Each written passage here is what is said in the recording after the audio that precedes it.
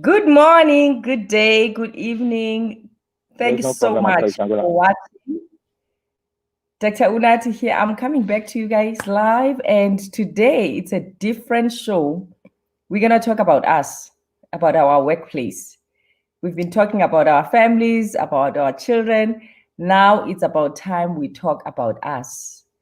The very important thing I would like us all here to realize is mental health extends beyond home place. We have to consider this at work, outside work, basically in all relationships. So today I'm bringing a guest that you know. Honorable David Nabware is in Ghana. He is the president of their National Association of Mental Health Officers. So he's hailing from Ghana. Today, we're going to talk about what affects us at work, because a lot of times people don't realize what rights they have at work or how they should be treated. I was hoping to get people here, even from you viewers from the human resources. I would like to hear what experiences you have in your workplace or what policies you have. Without wasting our time, I'm going to bring on our guest. Hello, Honorable David. Come on in.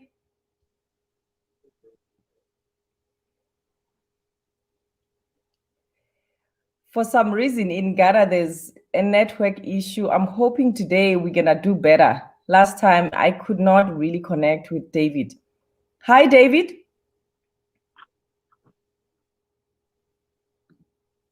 Hello. Hello. Yeah. Hi. Hi. Can you hear me?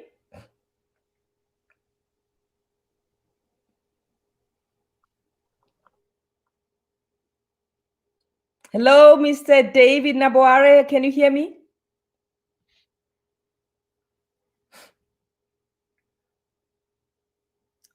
Guys, I'm so sorry. Ghana has a poor telecommunication Hello. system. Hi. How are you?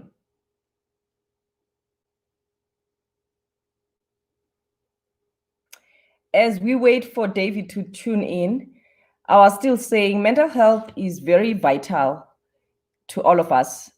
And right now, I would like you to think of that person you know from your workplace who has some disability. How is she or he treated? How do you treat that person? So these are the times that I would like us to do introspection and look at how do we communicate in the workplace. Is it a conducive place for you?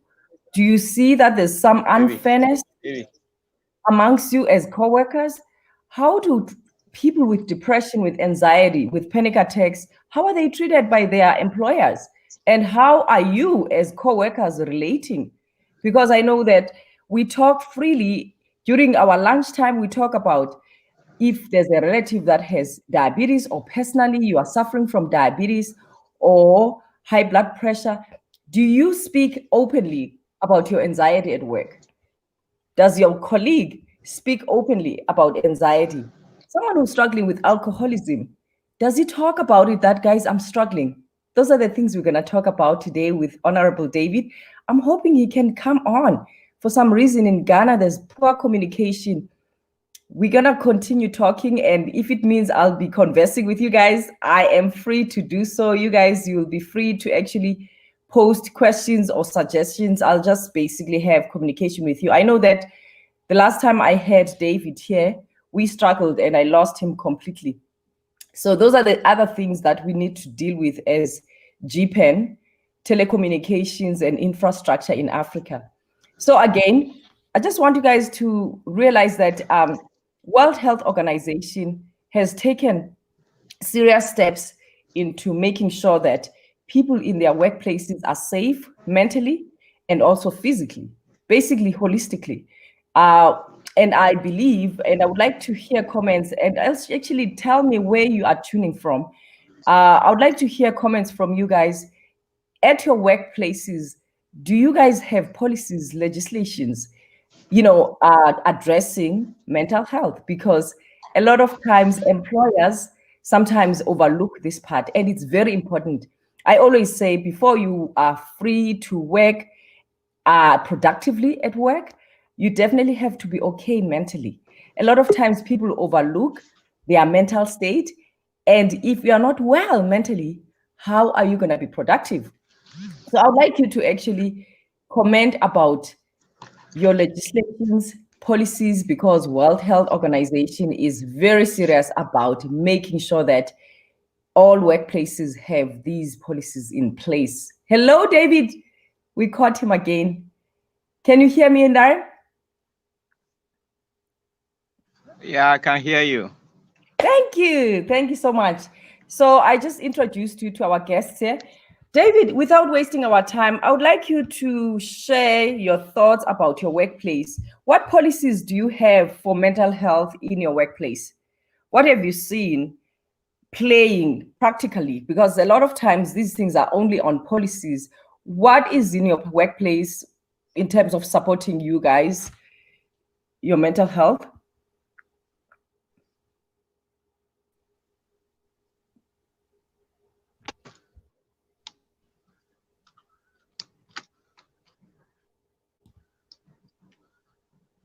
Hello, David. Hello? Did you hear me? Yeah, I can hear you. Yes, I was asking what mental health policies do you have in Ghana? Because fortunately, you are a national person, you are the president, you are the right person to talk to. What policies do you have in place for workers in terms of supporting their mental health?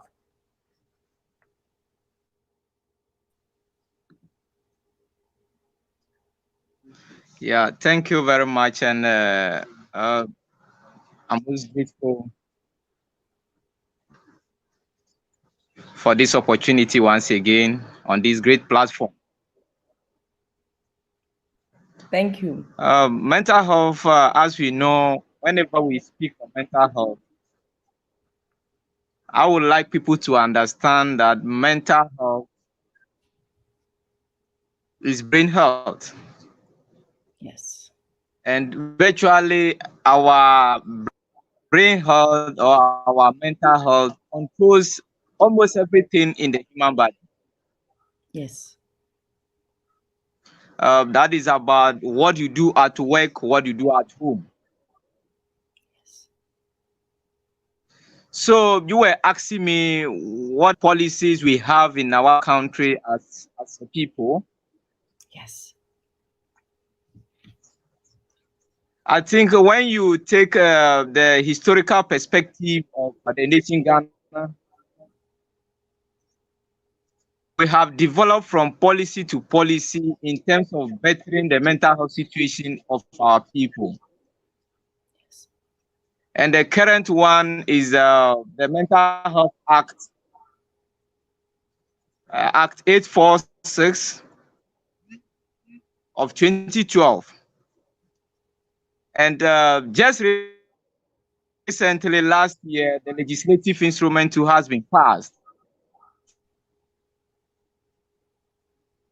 So this particular have come and it has actually looked at community care, workplace mental health, and the likes. Good. But the fundamental issue we have regarding the policy is about the implementation of whatever the policy and the LI seeks to do. Correct. So you could see like the government and relevant stakeholders and agencies have put up their best.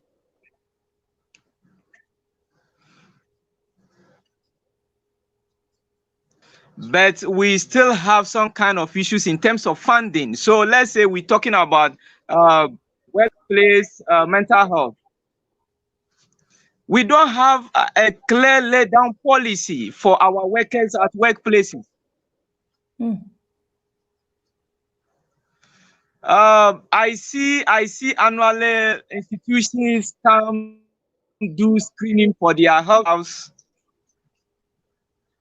and other workers in their own jurisdiction, but they hardly go for mental health care or mental health screening.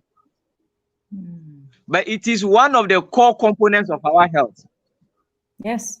So I can say that there are provisions, but there are no more emphasis that our people are laying on this mental health screening. Yeah. So I was even saying that it has reached a point whereby before you are even employed, we must know your mental capacity, Yes. whether you are mentally sound or not. Then, in the sphere of you rendering services at your workplace, your managers must make a provision Yes. Yes. because emotional health is actually going to indicate in whatever your output will be. Exactly. But I can say we have developed a policy, it's a white paper, the practicality, and also going down to the workforce and the people to implement whatever that has been done on the white paper. That is the issue now. Right. You know what, David, you mentioning that the government. Our CEO, over a period, has called on the government to implement the levy to supporting mental health care. Exactly. Yes. Yes. They need to be funding. There needs to be Government is funding. trying, but it's not forthcoming. Hmm. Yeah, so you can see like the policy is there, but whatever supposed to be given to support the implementation of the policy is not being realized. Yes. Yes. So I am not saying that we are against government, but I can say that it's even past government, current government, and future government must lay much emphasis and priority on our mental health. Exactly. The most Exactly. Yes. complex organ system in the universe is the human brain. Mm-hmm. Mm-hmm. And before you are able to have a sound mind, even you and I speaking on this platform will not be able to have the opportunity to speak. Exactly. Exactly. Yes. Yes. So even if government want to increase productivity, private organizations want to increase productivity, they must lay emphasis on our mental health. Yes. Yes. You're so right, David. So Yeah. I am saying that the policy has been written, documented, but the implementation and the strategy and the funding is what we still lack. Right. Right. Because Yeah. the health budget, the last time I have looked, only a component is given to mental health. Yes. Yes, David. But Yes. what other component controls the other aspects of health? If someone is having diabetes, someone is having a heart condition, it probably affects the person's mental health. Mm-hmm. Yes. That's Maternal true. mental health issues, mental health is inside. Pediatric issues, mental health is inside. So you can see that mental health cut across HIV issues, mental health is inside. That's true. But That's what true. commitment have we made as a people to also bring about a component of the health budget to supporting mental health? Yes. Yes. That Yes. is where we are lacking. Thank you so So I much, want to David. call on government. I have not run out, but we still have much to do. So I will come to, as a worker, as a government, just a person is in charge of your organization can ruin the entire organization if he's having a mental problem. Yes. Probably the person is given a component of task to perform, and the person is taking the responsibility of that component. Right. Right. Yes. Thank you so much, David. Guys, as you can hear, David, he's And talking about. during that time, the person develops a mental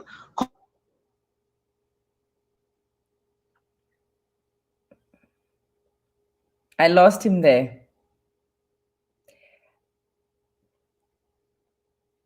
I lost David. But, as you can hear, David, he is telling us that, yes, there's policies in place, but the implementation, which needs funding, is lacking. And I honestly think it's not unique. This case he's talking about, David is in Ghana.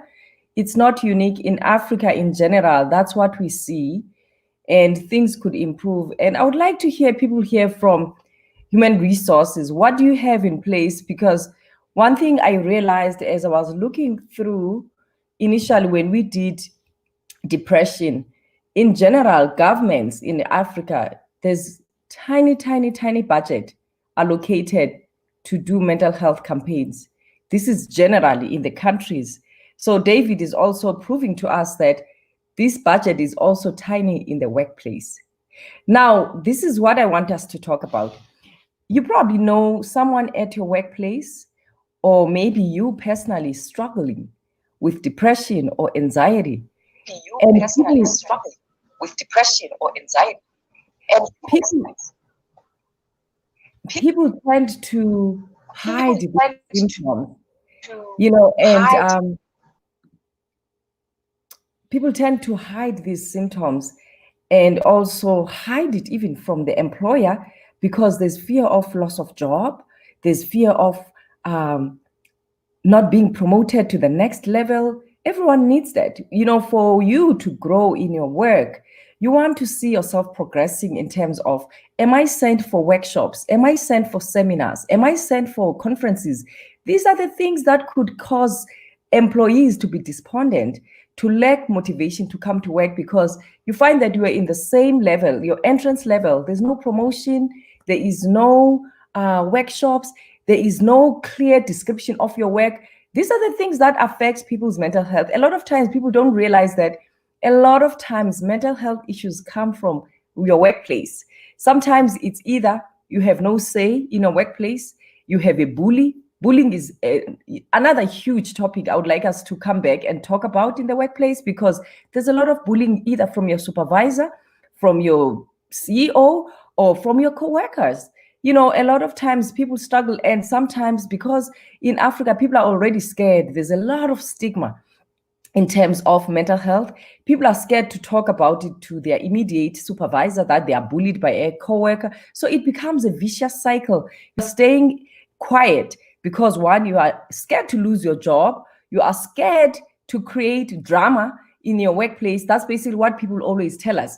They're scared to create drama in the workplace, or they are scared to lose jobs. They are scared to not to be promoted, or sometimes it even becomes more difficult when you are scared to even address it with your supervisor, because it's either the supervisor himself or herself bullying you, right? David, I was talking about the dynamics occurring in the workplace. Sometimes you are bullied in the workplace by a coworker, or you are bullied by your supervisor. Then who do you talk to? There's hierarchy at work. In the workplace, there's hierarchy. Then who do you talk to? I would like to hear from you guys. Let me know, who do you talk to when you are bullied by your supervisor? Because when you are bullied by your supervisor or by a coworker, that would affect your performance. That affects even your future in this workplace, right? So I would like us to explore these things, because to be honest, if your workplace, there is no clear. I'm losing David there. He keeps coming back. Hello, David. Thank you. Yes. So I was saying, if there's also some unhealthy dynamic in the workplace, how do you move forward?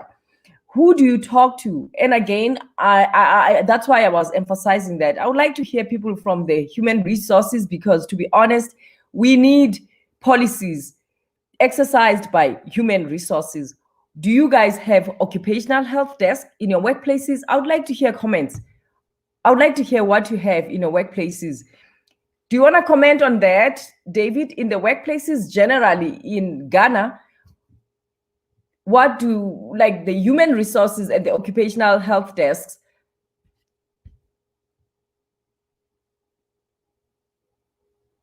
Again, I lost David. So sorry, David, I can't hear you at all. I lost you. You are not coming through, like your audio is off.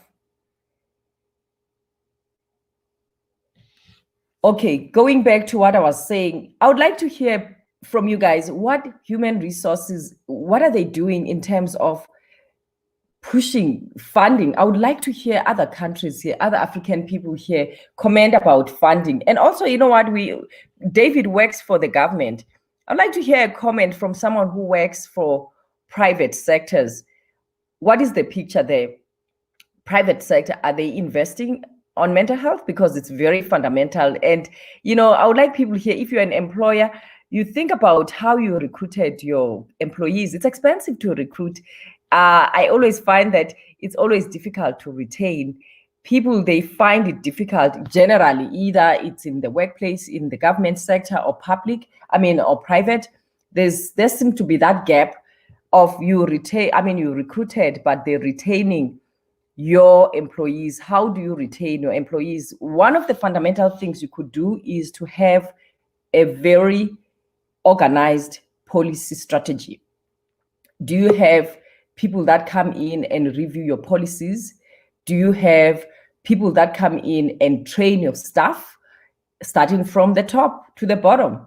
Do you have in your workplace a week? Fortunately, in the world, we have Mental Health Day. Do you, in your workplace, have such a day dedicated for your staff to talk about these things, bring people to train, psychologists, psychiatrists, nurses, mental health officers to come talk to your staff? Because a lot of times, for the longest time, people in Africa have not been able to identify symptoms of depression, of anxiety, which I'm going to talk about them shortly. David, do you want to connect and say something about what I'm saying? I'm not sure if you heard what I said.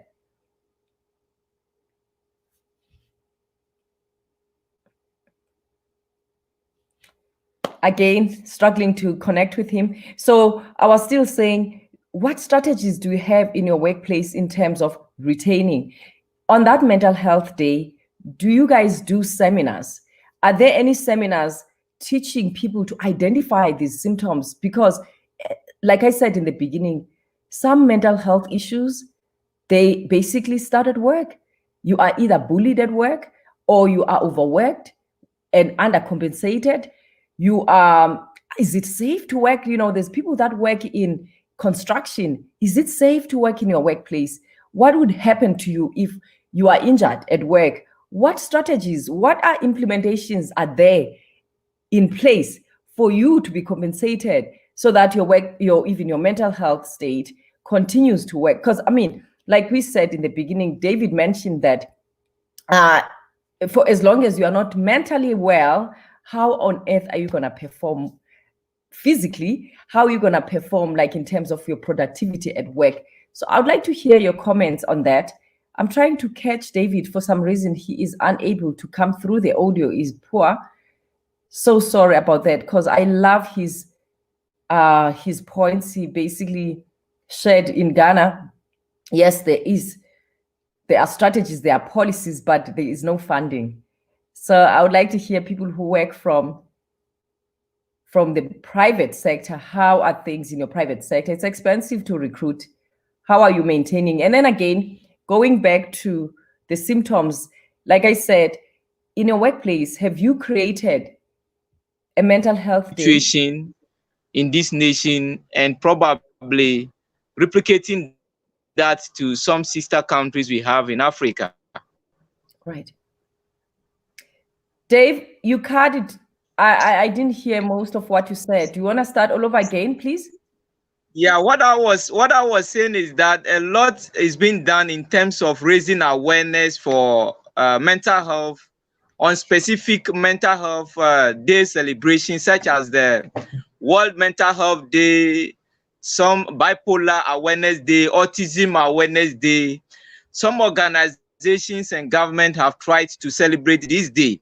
But all that I'm saying is that you were asking whether there are policies from private institutions and government to take their staffs, and probably staffs having the opportunity to be able to come forward and voice out any challenge they have in terms of their mental health needs. I don't think most institutions and governments at some levels have these particular laid down guidelines to give staffs the opportunity to be able to come out to divulge whatever they have for assistance to be made.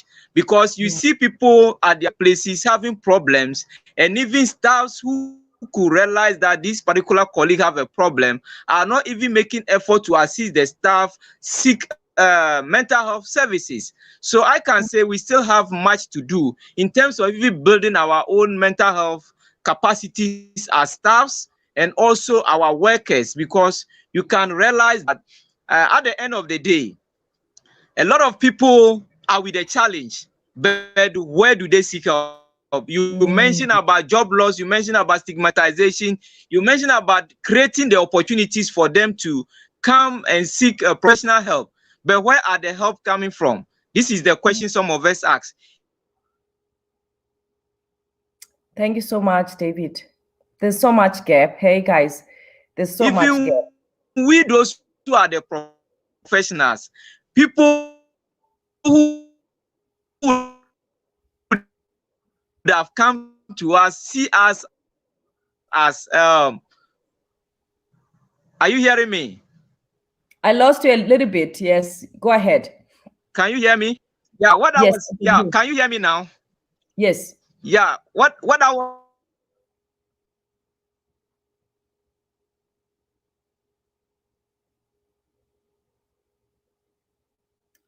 saying is that I lost David there. we can realize and see.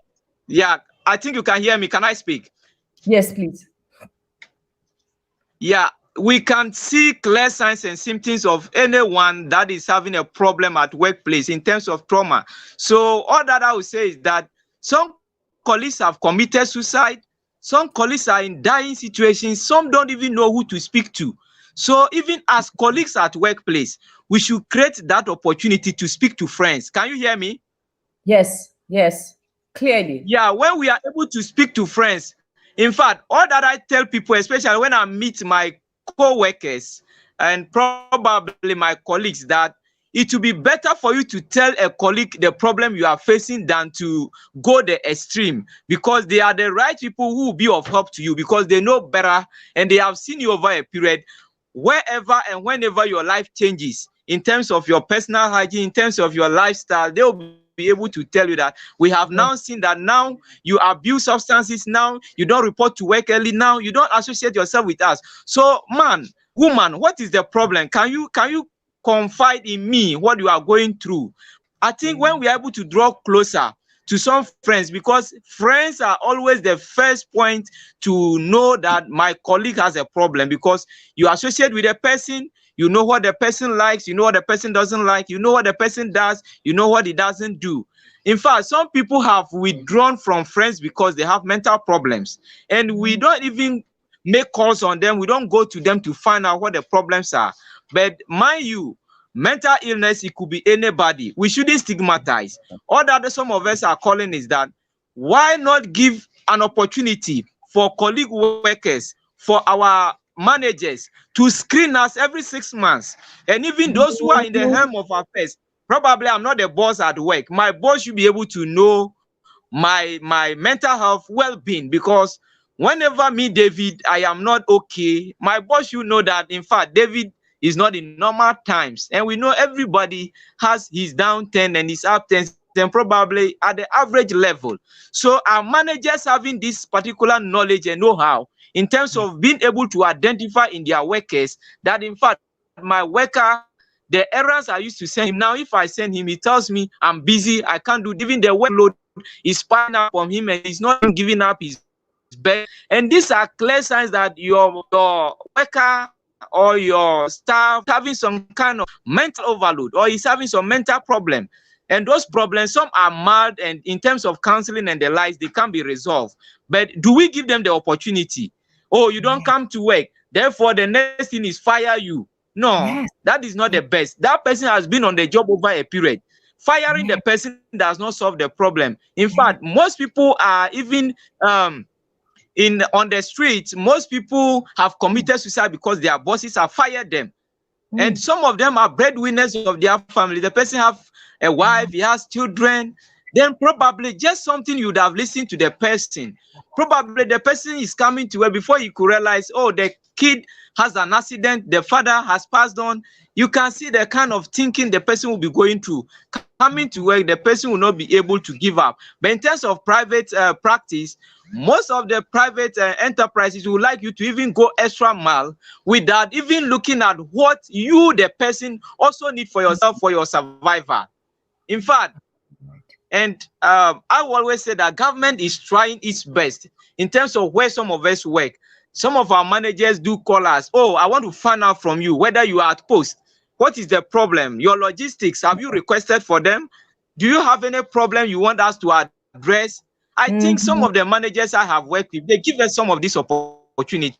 Yes. And I even feel at ease because even managing colleagues at the national level, I even have someone who I work under can call me, David, how is your association doing? How are you managing your members? Then I feel like, in fact, my director thinks about me. Whenever I'm going for any program on air, I tell him, director, I'll be speaking on air today. You tell me, David, thank you. Even the commendation cells, it gives me some kind of joy that what my staff is even doing to the entire globe is actually going to give out its best. So today, I am speaking to the world, not because I know best or I know all, but I am speaking to the world because I am doing something out there in support for mental health care. And I know our government has tried. I will always say that the president of the Republic of Ghana is a listening president. His ministers, the Ghana Health Service, Ministry of Health, it is time overdue for them to operationalize and give us the mental health levy.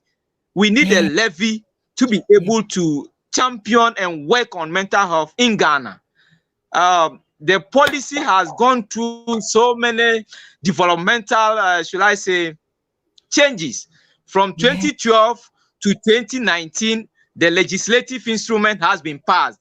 All that the mental health authority, we the workers at the grassroots, at the district level, at the regional levels are calling for is that we need the government to give us the levy that the Mental Health Act has proposed through the instrument, so that we'll be able to work. In fact, if logistics are constrained, speaking to you now, doctor, and probably you have instructed me, I'm in charge of community care in my jurisdiction. I cannot even get a motorbike or fuel to go provide probably health education.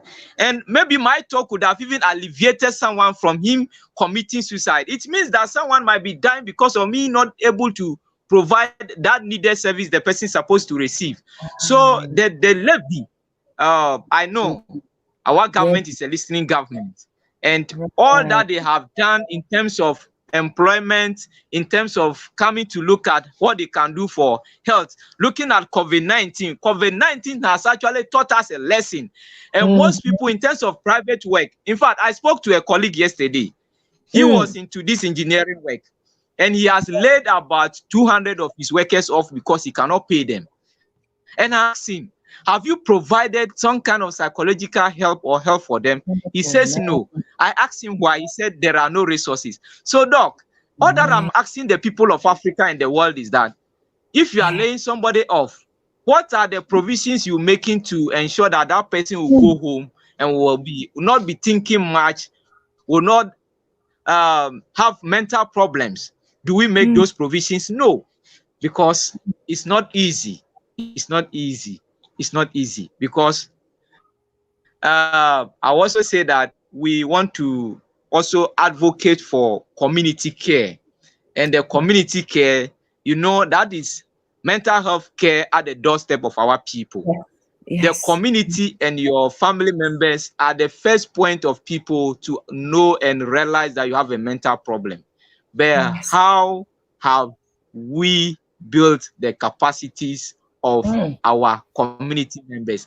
Is your father a literate when it comes to mental health in his local language? Your mother, does he know much about mental health? Some of the conditions that have come now, COVID-19 has put undue pressure on us. So I would like to say that some of us are even developing programs to take care of parents in terms of mental health. Even your kids can even give you pressure at home. Your workplace can give you pressure. Then probably family issues can give you pressure.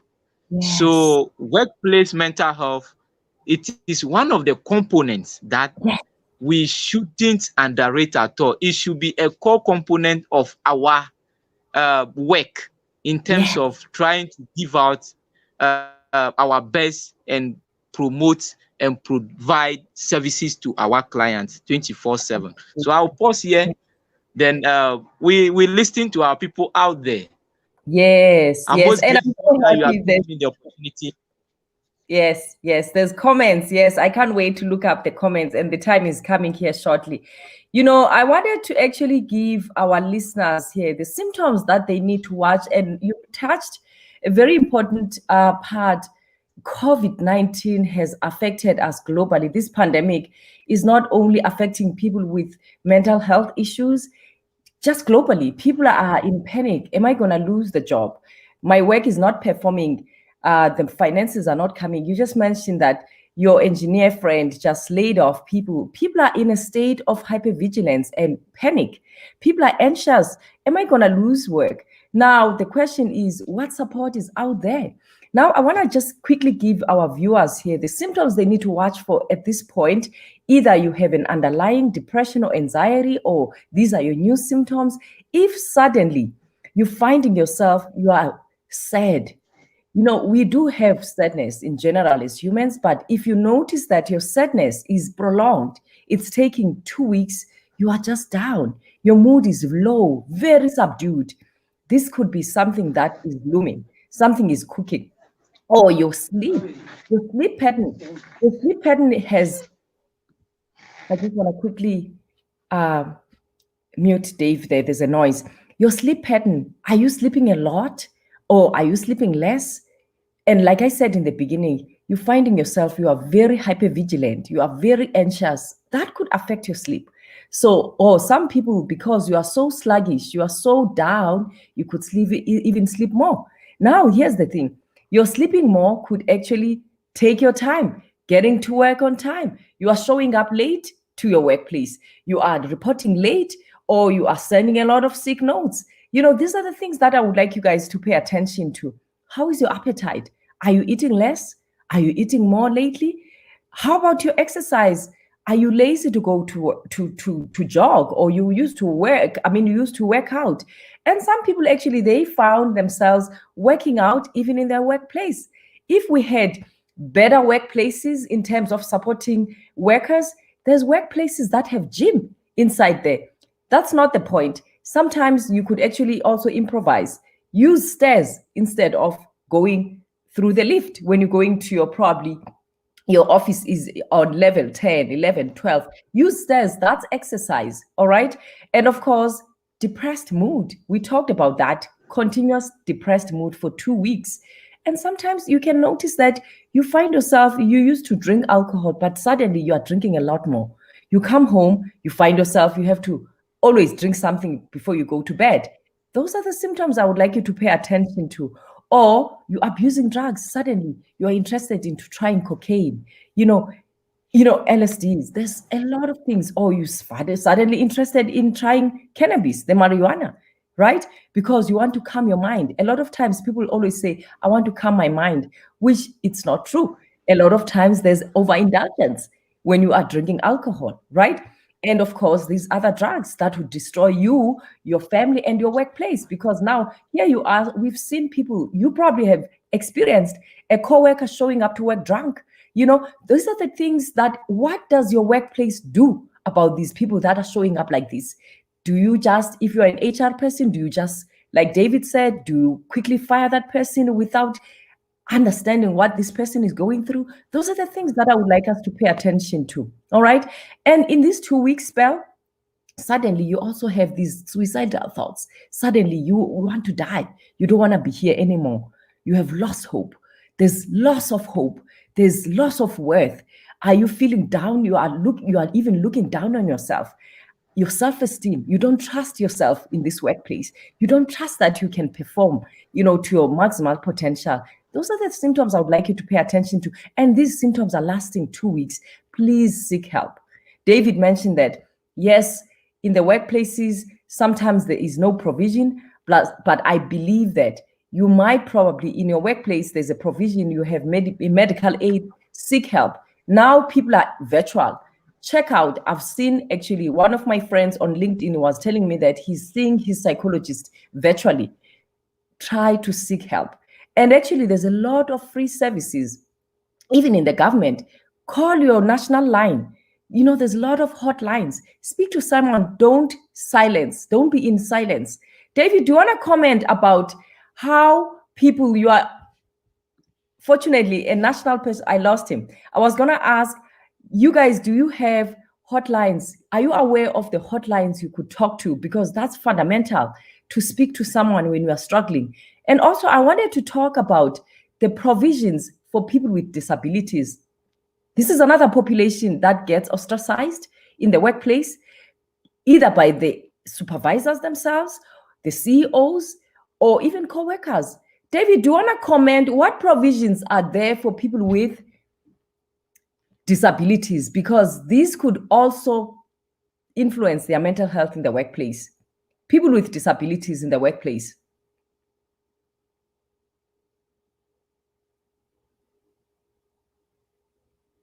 Because some workplaces, there's actually stairs.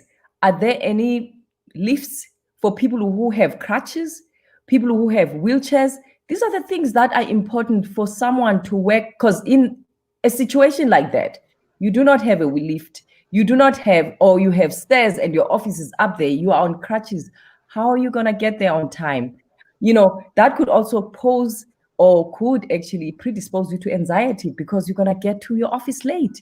What provisions workplaces, both private and public, have in place for workers with disabilities to be able to show up on time, to be able not to feel anxious, or to be able to perform to their maximal potential because there's support in the workplace? Did you hear that, David?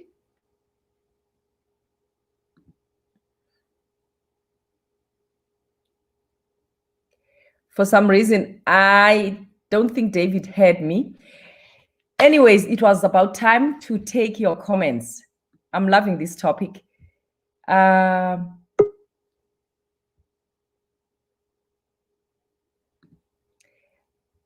David, I'm going to take our viewers' comment.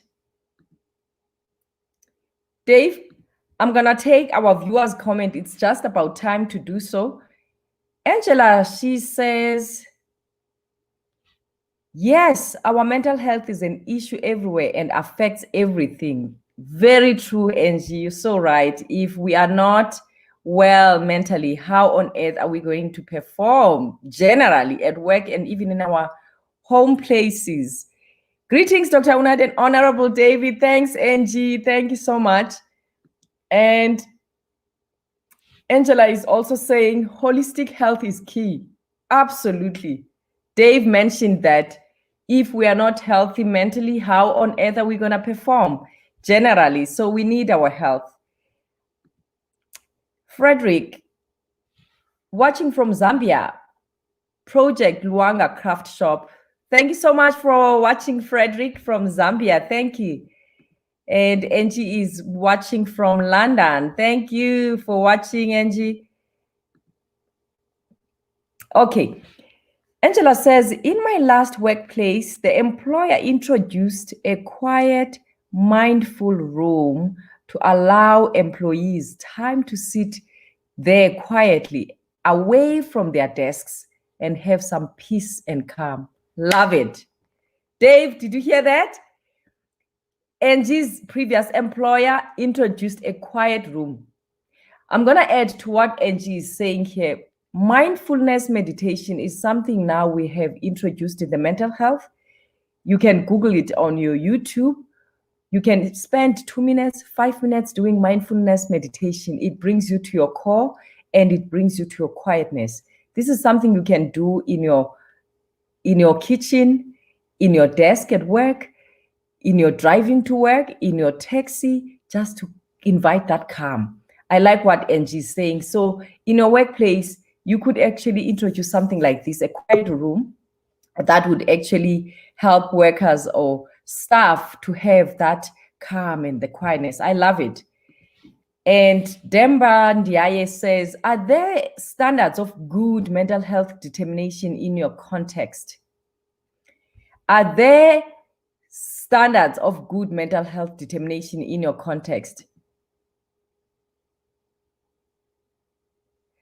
I'm not sure if I'm following Demba's question, and probably he's still basically talking about what is in place really in the workplace, what are the good standards in the workplace. And Honorable David mentioned that, yes, everything is on paper, but we need money. We need money to do these projects. Dave, are you there? Are you hearing what Demba is saying? I don't think Dave is hearing me. Okay, Akosua Adoa says, absolutely, there's still a stigmatization. Oh my gosh, Akosua would love to eradicate this stigma. And that's the whole point of having this Black Mental Health Matters show. We need to start living mental health as any medical condition, because it is our powerhouse. Our mental state is our powerhouse. Thank you so much. We need to eradicate. Doctor, so glad to see you again. Thank you so much, Sean Abdul. Thank you so much for watching. Yunus Umar watching from Abuja, Nigeria. Thank you. Thank you. I love this community. It's a beautiful global community. Ruben says, maybe just to help me understand how mental health services are affected by COVID-19. Thank you, Ruben. Ruben, did you hear that, Dave? How mental health services are affected by COVID-19. Ruben, to speak from perspective of a mental health worker, as a physician here in Canada, we were kind of closed or shut down for almost 3 months. Services were just the essential services, but we did see a spike in mental health issues. People who already live with depression, with anxiety, with OCD, which is obsessive compulsive disorder, they were overthinking the situation, the pandemic. Am I going to die? What if I'm, and those even that also suffer from social phobias. You know, am I going to die being in this house alone? Am I going to find myself help if I need? How am I, how on earth am I going to reach the hospital if the governments are saying people should stay home? So there was a lot of anxiety. Things are starting to level now. There was a lot of anxiety. There was a lot of depression. We did see domestic violence too, you know, with the COVID-19, because, you know, people that are exposed to domestic violence were actually locked in, you know, with their spouses or with their romantic partners or with their families. Sometimes some people are abused by their brothers, by their sisters, by their parents. You know, some children who go through this, they were locked in with their parents that are abusive, where school tends to be the protective place. So people were locked in with the perpetrators. So that kind of increased, you know, a lot of anxiety and depression. We did see also suicides, people who could not, you know, cope with the situation. And here's the interesting thing.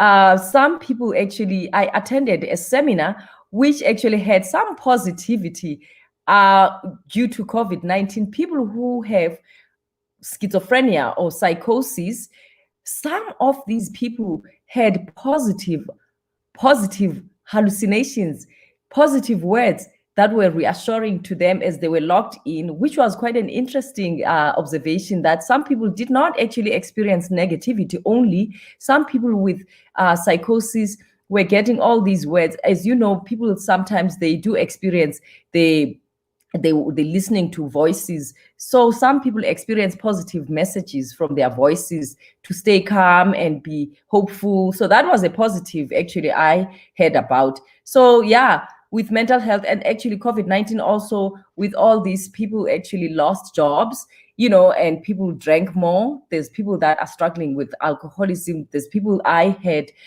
calling my office that, doctor, you know, I found myself drinking a lot more. I'm abusing drugs because of being locked in due to COVID-19. David, do you want to say something about, Ruben is asking an important question here about, he wants to understand how mental health services are affected by COVID-19. And also, what is the, people, are they able to access you guys? Because I know that as we kind of switch to virtual in this side of the world, and a lot of hotlines are open now for people to speak. And of course, because there's so much traffic on those hotlines, people are not able to reach out on time. So what is in place for you guys? What have you done to help people to still reach you?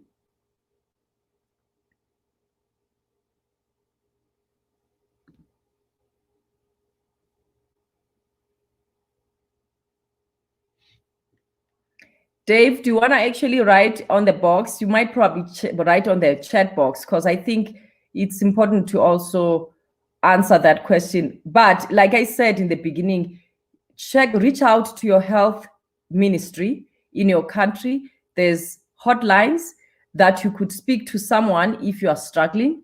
And like I said, mostly things tend to virtual. So either people are speaking on the phones with their counselors or with their mental health officers like David, either on the phone or they are speaking on Zoom, on Skype. So reach out, you guys. There are hotlines. Dave, do you want to comment on that?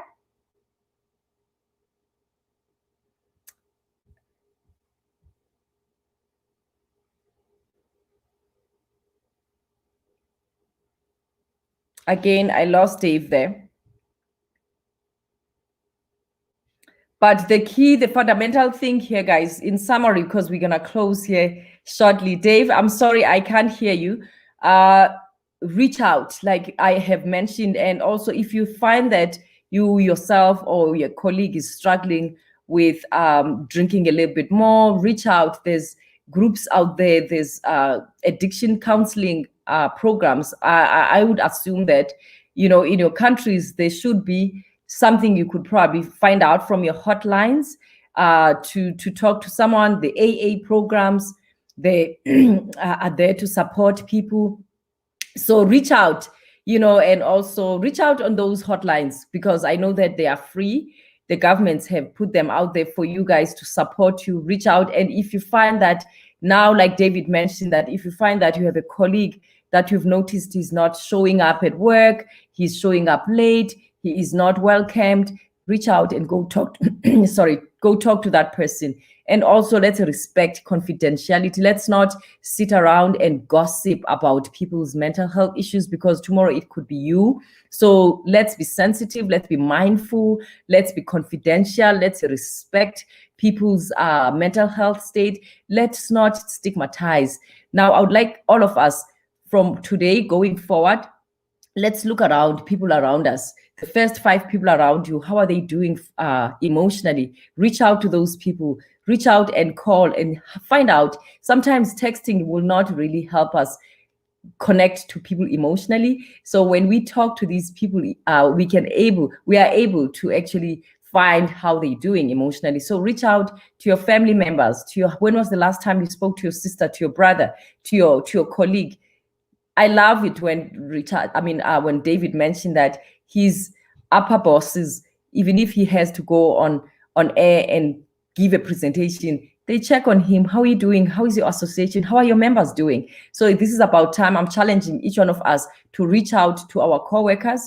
If you are an employer here, reach out. If it means that maybe you have to call a Zoom meeting, a Skype meeting, connect with your employees, get everyone on board.